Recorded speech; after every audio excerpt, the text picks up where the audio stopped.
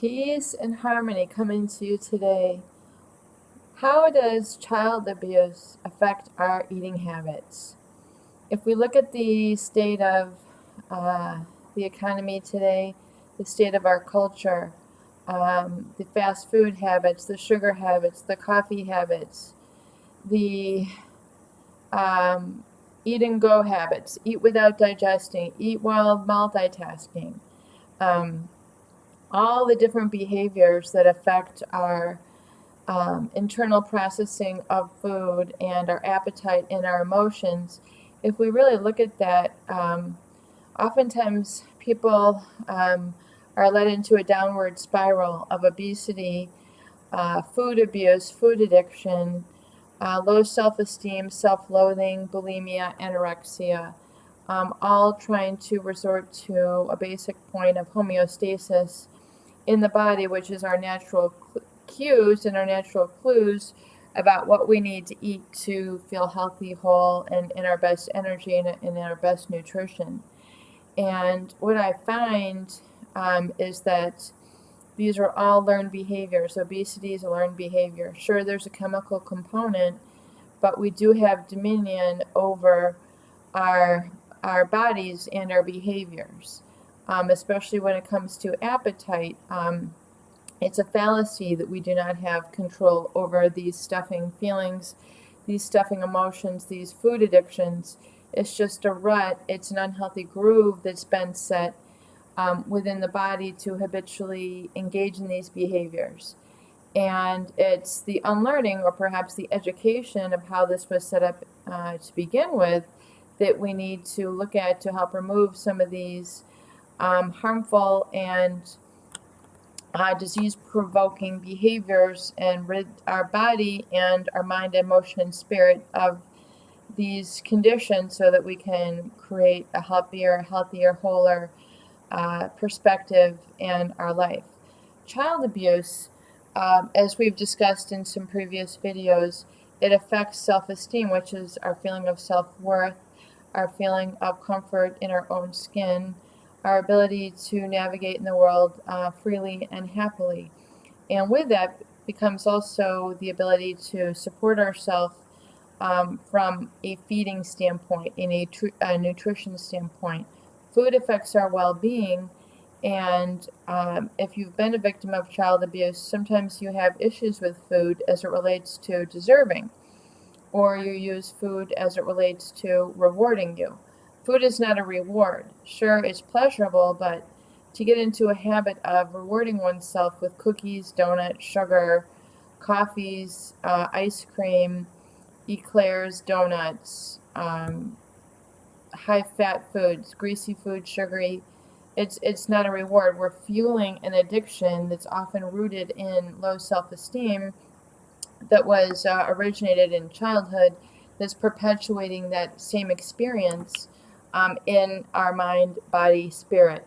And oftentimes this is leading to doctor's bills, suffering, low self-esteem, which further perpetuates the cycle. And being child abuse, sexual abuse, plays out in many ways, and one of it is related to food consumption and our choices therein. Um, and once we realize this and learn this, that oftentimes these were created in childhood, embedded in childhood, and they're established, we can then separate ourselves in this knowledge and learn that we are not those experiences in our past. We have ability to create healthier habits and healthier choices in the present.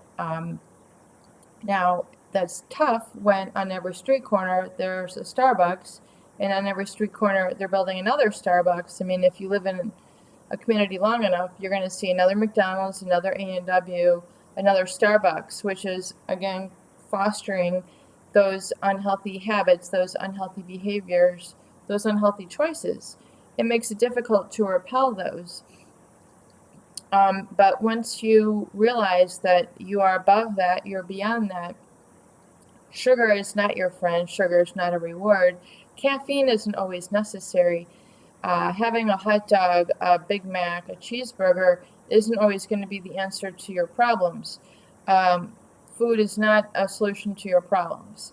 Although oftentimes it's a learned behavior, it's usually fostering and creating a dependence on those foods and those choices and those behaviors, which then originates into what we call self-sabotage, which means your behaviors are against yourself, which life is difficult enough. Why should we engage in self-sabotaging behaviors if we can rid ourselves of those?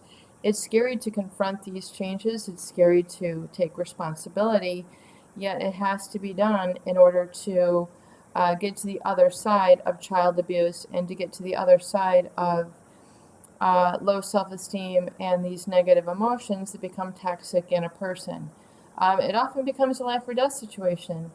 It becomes a health condition. It has a huge impact on our economy. Look at the uprise of diabetes. Look at the medical bills. Look at the time spent off of work. The disabilities that are created because of oftentimes these very behaviors that we can indeed have power over. Yet we have not claimed our power over these because we live in blind awareness of their presence in our lives. And once we realize that oftentimes these behaviors were learned in childhood as a result of child abuse, low self-esteem, criticism, judgment. Maybe we were raised in a foster family, foster parents, one parent, single parent, another sibling who raised us that created these poor behaviors. Maybe it was low socioeconomic status that created, the plenitude of junk food, which impacts our well-being and our happiness. So first we have to understand that child abuse sets the foundation or lays the bedrock from which we then springboard our emotions and creating things like food choices. So if you've identified this pattern or behavior in yourself, you need to realize that it's time to maybe unlearn these behaviors, unlearn these conditionings that have been created and set up in you, and learn how to create new choices and new behaviors. One thing you can begin to do is rid yourself of the fast food habit, the low self-esteem habit, which means filling yourself with donuts, with sugars, with high-fat, deep-fried foods that make you feel clogged up. It makes you feel blocked emotionally. Sometimes it just makes you feel so exhausted that you have to take a nap and you can't even navigate your day. These are behaviors that you can unlearn and you can choose and you can remain victorious over. You can become victorious over. And oftentimes that's going to be what's going to be required is eliminating certain behaviors from your behavior vocabulary, which means stopping going through the drive-thru, stop going to the fast food, stop going to that Dunkin' Donuts and that Starbucks. Sometimes there's a status or a reward again attached to that behavior, which is oftentimes created a fallacy. Stopping at Starbucks does not make us a better person. Eating a box of donuts does not make us feel good. Creating that false conditioning in ourselves leads to disease and eventual negative emotions and low productivity. It's not going to help us achieve our goals. So one thing I would like you to first understand is that how it creates that foundation within ourselves, but now unlearning some old maladaptive behaviors and learning some new productive adaptive behaviors. And a little bit of education will go a long way. As we know, plant-based foods, vegetarian diet, and I'm not saying something the extreme, but incorporating some more of these natural foods that are close to the sun and the soil will help create a more positive emotional experience within your body. There is dramatic evidence, just try it for yourself, food does impact one's well-being. And of course, as we know, food is nutrition, food is a message, food is a signal to our body in terms of how to feel. So if we encourage consumption of feel-good foods, plant-based foods, natural foods, lower fat foods, higher protein foods, devoid of all the carbohydrates that make us feel sick, and do in turn make us feel overweight, sluggish, we will then be able to rise above and create a more positive environment within our bodies for change, adaptation, and happiness, peace, and harmony. So my recommendation today is to get familiar with your behavioral choices when it comes to food and look at what is no longer serving you. Look at what is really taking you away from health and happiness, owning up to the fact that it's not working, and in turn replacing those poor behaviors with positive behaviors. Choosing food from a list of foods and nutrition that is closer to the sun and the soil.